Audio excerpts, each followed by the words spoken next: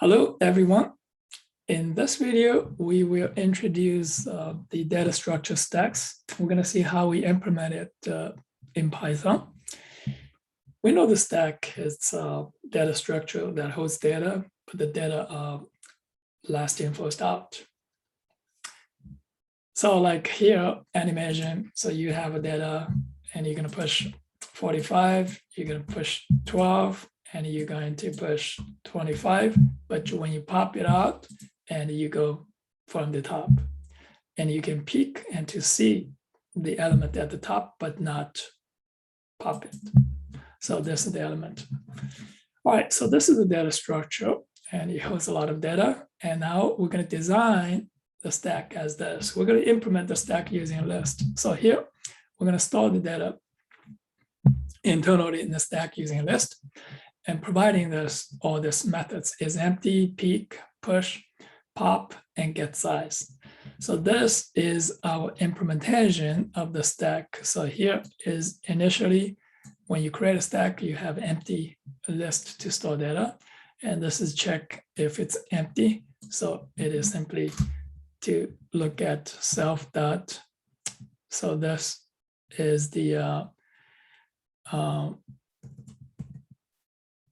elements, okay, and see if this is empty. So this is the length is equal to 0. All right, so this is the code here, and so peek, and we're going to look at the element to return the element and not remove it, to return the last element inside the list. So if the list is empty, we will return null.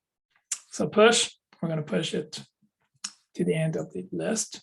And this is pop to remove it, and get size to return the size of the list.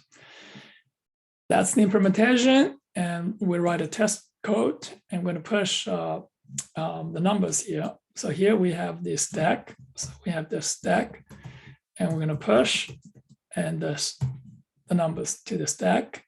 And now we're going to remove everything from the stack. So if the stack is empty, if it's not empty, so we are going to pop this out. So that's the code here.